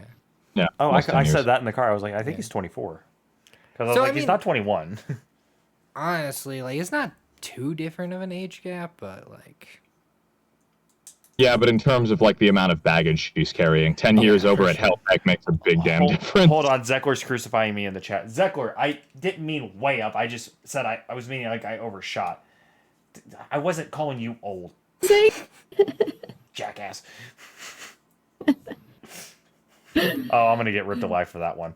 It's I mean he is as he realizes later. I mean she says I'm too old for you, and thinking about it later he realizes, how maybe she has been polite and was trying to tell me you are too young for me. Yeah. And so Damn it. I want this relationship. Yeah, that's when I was like, is it really gonna work? You know out? what? If Edward Cullen and Bella can make it work, we can have it. We can She's have not them a make it work. vampire, all right? She's not like thousands of years old. There's something going on with her because her tattoos were lighting up when she was on the bridge, and she stopped in midair. Okay. And I know Kai wasn't dreaming at that point. I do feel like she's got some sort of cyberware. She's an android. I wouldn't be Going on. surprised. She's actually I don't know. Nephilim. There you go. She's I got solved the some Easter eggs. Ultimate Augmentations. crossover. no, she's not Nephilim. Damn it. Nephilim is Nephilim is Nephilim. There was only Nephilim one. is Nephilim. I mean, And she only appears like in this, the NPC in the game, and everybody thinks how hot she is. Well, So and every time she pops up in game and like the guys are like, oh, I want to watch this cutscene. The first thing that comes to mind is any of the scenes with Quiet in Metal Gear Solid 5. Oh yeah. Like anytime, like I just think back to the scene where she's on the helicopter for the first time, and like Snake is just looking, and you can control where Snake's looking. I'm like, oh, I'm being called out here. I don't like this. Oh. But yeah, Alice's tattoos are definitely a big mystery, and why she is capable of doing such stuff. But maybe she isn't. Maybe he just fantasized it because maybe he was asleep. He is a So little did bit he really see her do that, or did I he feel like we got not? some Fight Club shit going on here. And it could be. There could be many reasons why she was able to do that if she really did it. God, I'm so confused. All right. Well, we need to start wrapping up the show. I'll do one last comment of what broke me. Go to Joel, and then we'll let Zach you say go one of his first. favorite moments. Don't put me on the spot. But I will say one of the moments that actually had me cackling, I was laughing so hard, was when Stan is talking to Claudia, and he says, "But then how will we get married?" And Kai just goes, "Stan!" That was great. Oh. That was fun. I lost it. Zach did that so great. It made me laugh. I mean, I wrote it. I know what's coming, and this whole Stan banter, he made me laugh. Yes, it was great. I lost my shit. Oh, I forgot about that. Yeah, that was so much fun. Like any of the time, like Stan was talking about Claudia or talking to Claudia, and Kai was just like, "Stan." Like I had a few moments like that because we have a friend. We won't say his name, but I'll give Joel a hint so he knows who I'm talking about. He's very magical.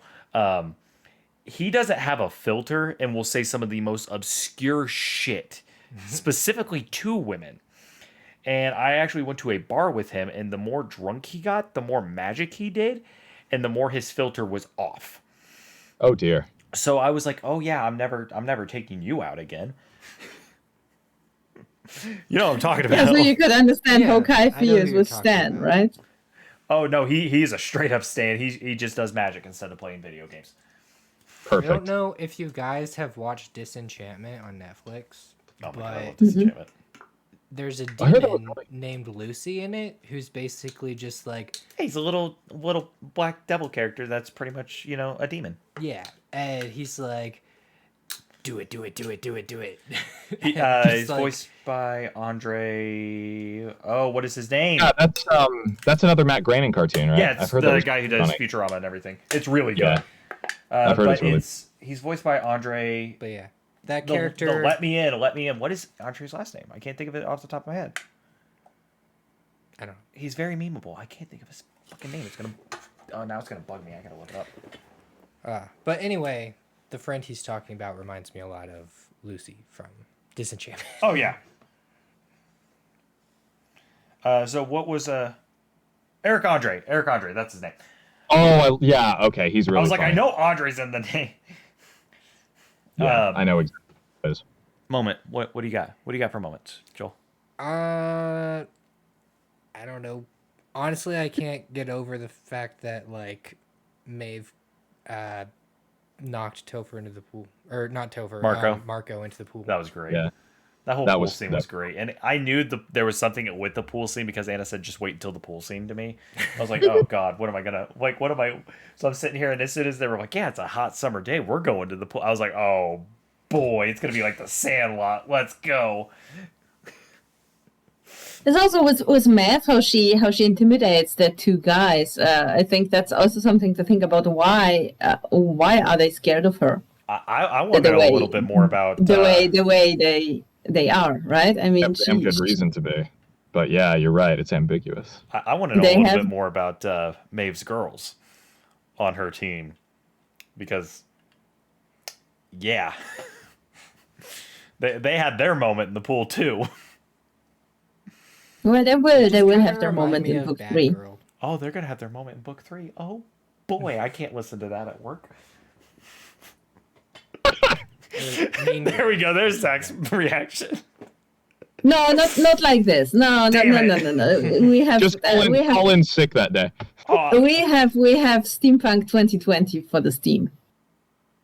I definitely can't listen to this book at work. Oh man. Oh man. Oh no. What? Because the book will be coming out when closer to my vacation time. It's coming out on your birthday, right? Eh, no, that's roughly. We don't know yet. Okay. I can't wait for book 3. I'm so. Book 3 will be out on your birthday. I didn't know if we were announcing that yet or not, so that's why I was trying to defer him or not. But yeah, I can't wait. August 8th. It needs to be here like now. And then I actually have a vacation planned to go back to Indiana for a week. Prime listening Oh hours. yeah. So, wait, is the audio going to be out like around the same time? Like, oh, boy. But that will be just a book, you know. Yeah, I the know. audio will be out when Zach I got my Kindle. does it. So Yeah. I can't tell you exactly when that will Hopefully be. it'll That will be be even just a book. sooner. Yeah, because these books don't take me long to narrate. I mean, just sitting with I have you fun for with them, so I like just some of your burn through it. scenes, you were like powering through, like, because I think the first session I sat in on with you, you were in the middle of chapter 2 or 3. Or around there, yeah. It's when I know the first one was when Kai used his EMP and Claudia was like, "No, don't use it on the little ones." Yeah, that was great. That was funny. It's like, oh no, that's I came early. And Yeah. then you were like It's super just- ahead on the second session. I was like, "Oh god." Lou says Yeah. he has one question for Anna. Lou, go ahead and type it in the chat. We'll continue to do the wrap up, and I will read it. But yeah, no, I think there's a lot of like memorable moments in this book, and It's a good book. Don't sleep on it. please don't, for the love of God, don't sleep on it. And yeah, like, wait, what collector set? Lou, I don't get what you mean by collector set. like a box set. Like, yeah, is there like a box set? Like, what do you...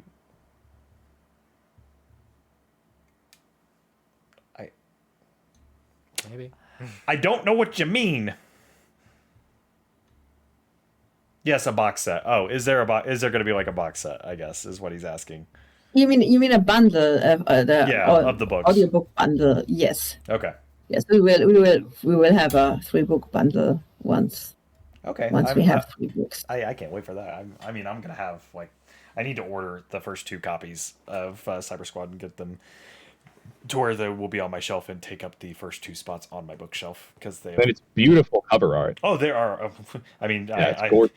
book 2's one of my rotating backgrounds on my computer, so. Because I have book 2, and then I have book 2's cover for Behind Blue Eyes, and then I have book 3's cover of Behind Blue Eyes. Yeah. I guess you could say I got some good taste.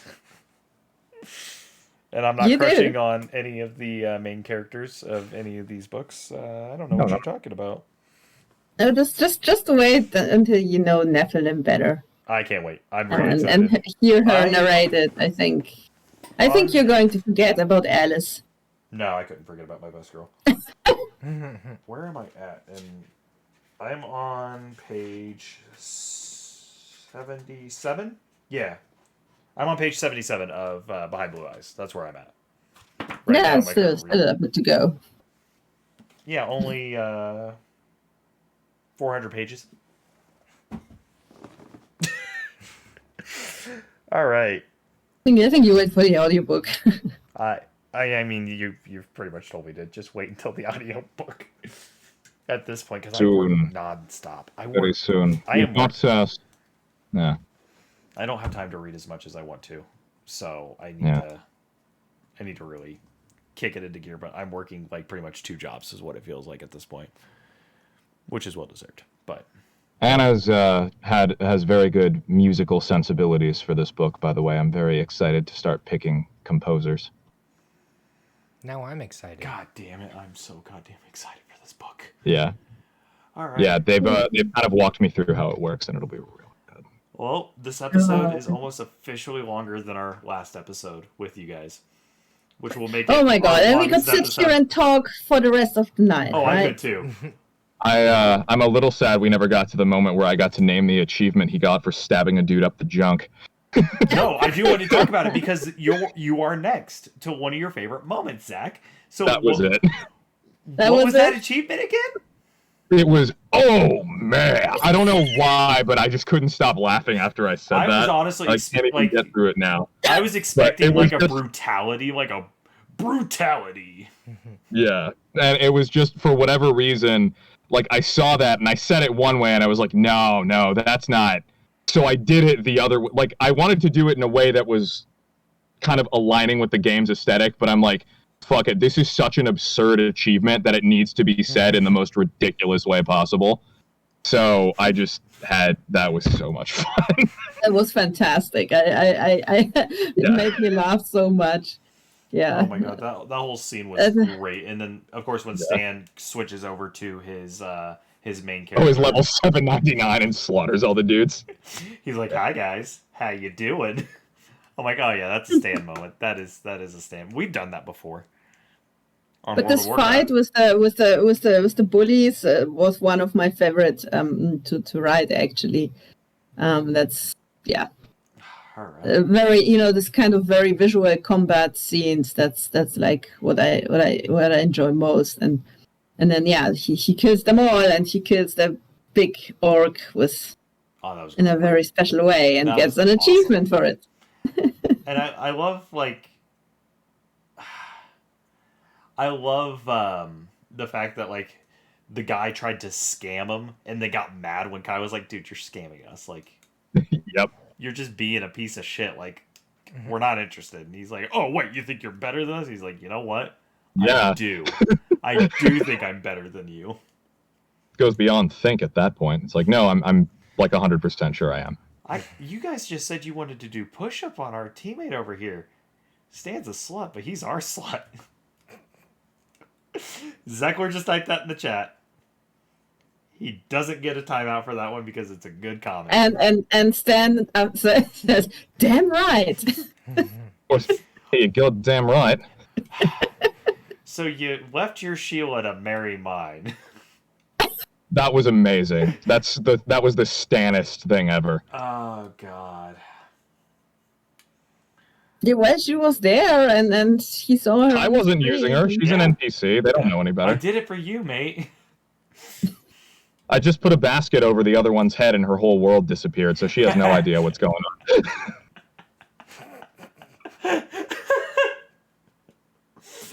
Oh, Yeah, God. so Stan, I mean, I told you before, Stan is based on a real person. So, Which Yeah. I know you said the real Stan couldn't tune in for tonight's show, but please send this to him because this last part, I just want to say shout out. Stan is one of my favorite characters, and anytime he shows up, I know I'm gonna have a good time, even if it's like a sad moment when he's like, "God damn," and he's talking about how like when Kai's telling him the story, "Oh yeah, like I met this god in the machine. He's trying to kill me now, so I had to get a new airplane." He's just like, "God damn," I was like, "Yeah, but I still love you, Stan." Because I know you're going to say something witty next. Yep. And I love it. So shout out to IRL Stan. You are my hero, sir. I will tell him he will be excited. He can't believe it. I already told him that there are people who really like him because of the character, and he is completely like, what, why? I mean, I'm not doing anything.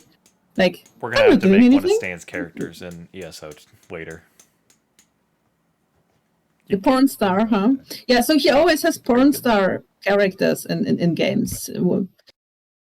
If he can, he. All right, so we have to wrap up the show because Joel's phone Yes. died, so he can't hear you guys at all Oh, because he had to play it through his earbud on his phone, and I'm here. And before the frames get all out of whack for him getting disconnected, but where can people find you, Anna? Why don't you start? um, everywhere on social media. I am on Twitter. I am on Facebook. I am on Instagram. I have a YouTube channel.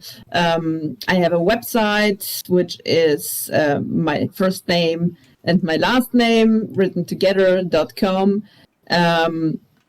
Probably the easiest way to find me is to go to Amazon and search for Cyber Squad, because there is only one Cyber Squad, and that's mine. Or Behind Blue Eyes, there is only one Behind Blue Eyes, and it's mine. No, there is of course the song and everything, but Behind Blue Eyes will come on top, which is great. So find me on Amazon. That's probably the easiest way, and from there you can find me on social media and just say hi. All right. Hey, Zach. Hey, Zach. Yes. Where can people find you? I can be found on my website, zachjvo.com. You can reach out via email there. I can be found on Twitter and Instagram at ZachJVO. And there goes the screen's all messed up now. I got this. I'll fix it. No, you're good. So go ahead and continue. Yeah, and you can find me on Audible. If you just search Zachary Johnson, I will come up. And if you click on my name, it will give you a list of every title I've ever done. All right. And also follow Zach on TikTok if you use TikTok. Oh, yeah, that's right. I'm also on TikTok. I forgot I'm on about that. TikTok too, actually. Follow Anna as well. I always forget I about totally it. forgot about I am on that. TikTok, yes. And My username is also at ZachJVO there. And I comment on almost all of Zach's videos because they make me just laugh, because they're just like, they're the type of humor I would So expect from stupid. Zach. Like one of his most recent videos is he's eating nerds and he's like, is this cannibalism? Oh, well, it just downs the whole box. I was like, yeah. It's 4 a.m. and I just saw this. I need to go to work. Zach, give us one more Picard, please, before we finish. I can give you the dad joke I did on TikTok in Picard's voice. Do that, Okay. and I'll give you an oh boy in Mickey Mouse's voice. Ensign, we need 200 new Starfleet uniforms for the officers coming aboard at the next space dock. Unfortunately, the replicators are down and we'll need to fabricate them ourselves. Please take this material to the textile machine and make it so.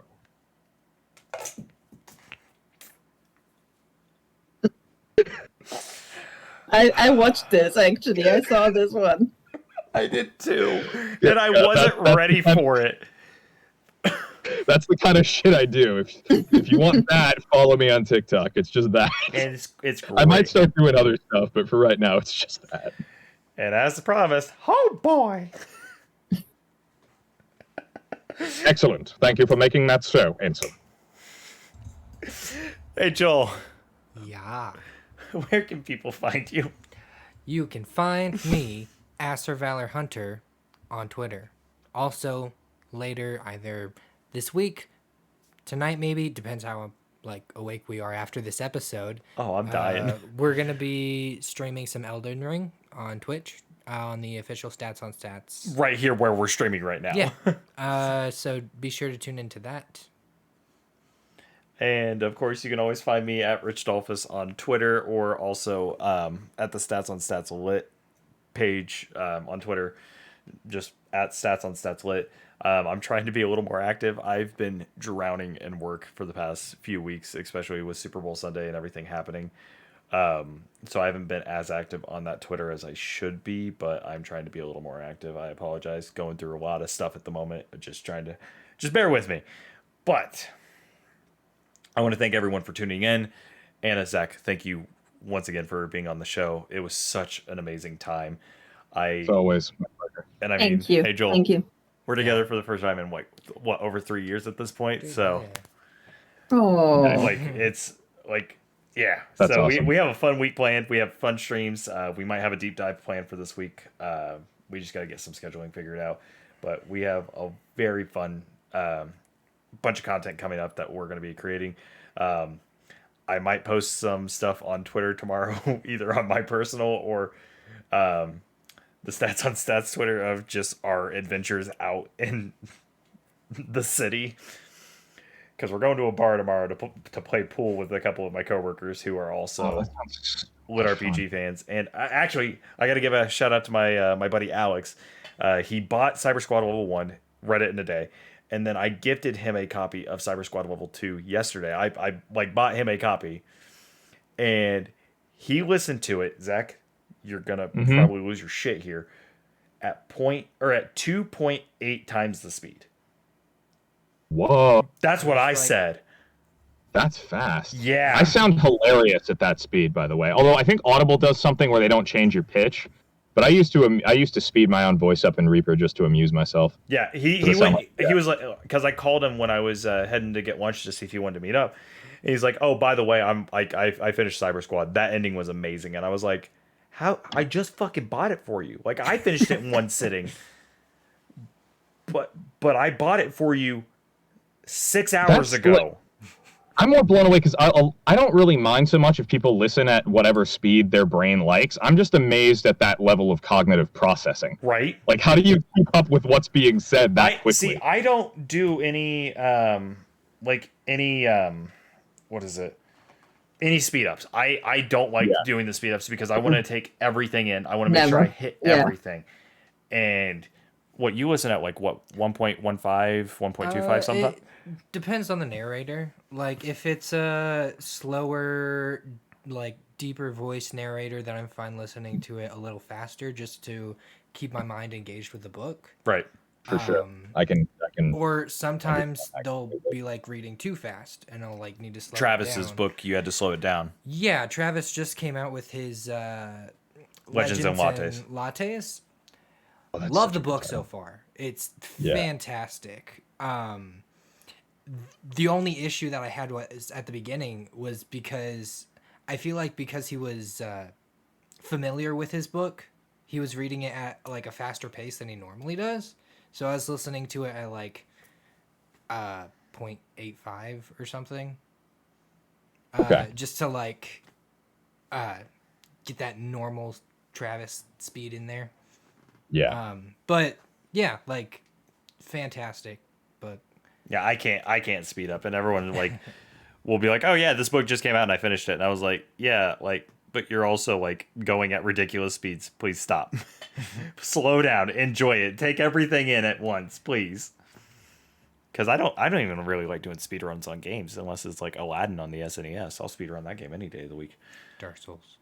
Oh yeah, we did do a Dark Souls speedrun once before. But we probably should wrap up because we are like less than 3 minutes away from passing the 2-hour mark. Oh my god. Okay. All right, so we don't want to bore people. But once again, thank you guys for tuning in. Everyone who tuned into the chat and listens to this on the Audible apps once we get this uploaded, which hopefully will be tomorrow at the latest.